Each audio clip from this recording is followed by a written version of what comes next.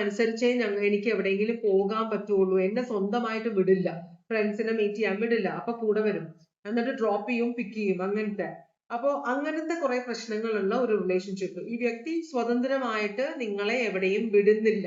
നിങ്ങൾ സ്വതന്ത്രമായിട്ട് ജോലി ചെയ്യുന്ന ആഗ്രഹിച്ച ഒരാളാണ്. ചിലപ്പോ ജോലിയിലും ഈ വ്യക്തി നിങ്ങളെ രണ്ടുപേരും ഒരുമിച്ചായിരിക്കും. ചിലപ്പോൾ ഒരു കമ്പനി, ഒരു ബ്യൂട്ടി പാർലർ, ഒരു ഷോപ്പ് നടത്തുന്നവരായിരിക്കാം, ഒരു കൺസ്ട്രക്ഷൻ കമ്പനി, എന്തുമായിക്കോട്ടെ.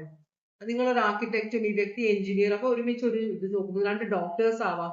എന്തായാലും നിങ്ങൾക്ക് ഫ്രീ ആയിട്ട് ഒന്നും ചെയ്യാൻ സമ്മതിക്കാത്ത ഒരു വ്യക്തിയാണെന്നാണ് പറയുന്നത്. നിങ്ങൾ അത് ആഗ്രഹിക്കുന്ന ഒരാളാണ്.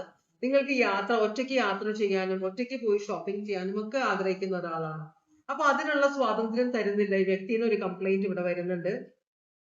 പിന്നെയുള്ളത് 3 ഓഫ് പെന്റക്കിൾസ്. എന്നാലും ഈ വ്യക്തി ഇങ്ങനെയാണ്. അപ്പൊ നമ്മൾ വിചാരിക്കും വളരെ സ്നേഹമുള്ള ഒരാളാണ് കൂടെയുള്ളത്, അപ്പൊ എല്ലായിടത്തും കൊണ്ടുപോകില്ലേ, അപ്പൊ സങ്കടം, പ്രശ്നം. അപ്പൊ പ്രശ്നം വരുന്നത് എവിടെയാണ്? നിങ്ങൾ തമ്മിൽ ഒരു അണ്ടർസ്റ്റാൻഡിങ് ഇല്ല. ഈ വ്യക്തിയുടെ നിങ്ങൾക്ക് ഒരു സ്ഥലത്ത് ഇത്ര സമയത്ത് എത്തണം എന്നുണ്ട്. പക്ഷെ ഈ വ്യക്തിയുടെ സമയം അനുസരിച്ച് ഈ വ്യക്തി നിങ്ങളെ സ്ഥലങ്ങളിൽ കൊണ്ടുപോകുള്ളൂ. ഈ വ്യക്തിയുടെ ഇഷ്ടമാണ് നിങ്ങൾ എവിടെ പോണം, എപ്പോ പോണം, എന്ത് ഡ്രസ് ഇടണം, ആരോട് സംസാരിക്കണം, എന്ത് ഭക്ഷണം കഴിക്കണം. റെസ്റ്റോറന്റിൽ പോയി കഴിഞ്ഞാൽ നിങ്ങളെ ഭക്ഷണം കഴിക്കാൻ, നിങ്ങൾക്ക് ഇഷ്ടമുള്ള ഭക്ഷണം കഴിക്കാൻ സമ്മതിക്കില്ല. അത് ചില ഭാര്യമാരും ഭർത്താക്കന്മാരും രണ്ടുപേരും ചെയ്യുന്നതാണ്. നിങ്ങൾക്ക് കൊളസ്ട്രോൾ കൂടുതലാണ്, ഇറച്ചി ഒന്നും കഴിക്കണ്ട എന്ന് പറഞ്ഞ് കൺട്രോൾ ചെയ്യുന്ന ഒരാള്. അതുപോലെ തന്നെ ഷുഗർ കൂടുതലാണ്, കേക്കും പേസ്റ്റും ഒന്നും എടുത്ത് കഴിക്കരുത്. ഇപ്പൊ കല്യാണ പാർട്ടിയിലൊക്കെ പോകുമ്പോൾ വല്ലപ്പോഴും ആണ് പോകുന്നത്. അപ്പൊ ഒരു എൻജോയ് ചെയ്യാൻ വേണ്ടി പോകുമ്പോഴാണ് പെട്ടെന്ന് ഒരു ബ്ലോക്ക് വെക്കുന്നത്. എല്ലാവരുടെ മുമ്പിൽ വെച്ച് ഷുഗർ ഉള്ളതാണ്, അയ്യോ അത് കൊടുക്കല്ലേ കേട്ടോ എന്ന് പറഞ്ഞ അപ്പൊ ഒരു ഇൻസൾട്ടും കൂടിയായി മറ്റേ ആൾക്ക്. അപ്പൊ എൻജോയ് ചെയ്യാൻ നിങ്ങളെ സമ്മതിക്കില്ല. എവിടെ പോയാലും കൂടെ വരും, എപ്പോഴും നിങ്ങൾ ഒരുമിച്ചാണ്.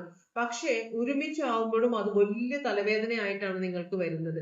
കാരണം നിങ്ങളുടെ ഇഷ്ടമുള്ള കാര്യങ്ങൾ, ഭക്ഷണം കഴിക്കാനോ ഡ്രസ് ഇടാനോ ഒരു സ്ഥലത്ത് പോവാനോ ഒരാളോട് സംസാരിക്കാനോ ഒന്നും സമ്മതിക്കില്ല. ആരെങ്കിലും രണ്ട് ഫ്രണ്ട്സ് തമ്മിൽ കണ്ടുമുട്ടി രണ്ടുപേരും കൂടെ സംസാരിക്കുമ്പോ വേഗം ഇടയിൽ കയറും. എന്താ നിങ്ങൾ സംസാരിക്കുന്നതെന്ന് പറഞ്ഞ ഇടയിൽ കയറുന്ന ഒരാള്.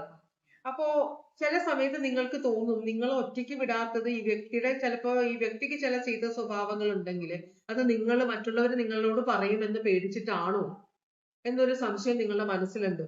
അപ്പൊ ഇതാണ് പേജ് ഓഫ് സ്വേർഡ്സ് റിവേഴ്സ്. നിങ്ങളുടെ ചുറ്റുമുള്ളവര് ഈ വ്യക്തിയെ കുറിച്ച്, ഈ വ്യക്തിയുടെ ഫ്രണ്ട്സിന്റെ ഇടയിലാണെങ്കിൽ നിങ്ങൾ പോവുകയാണെങ്കിൽ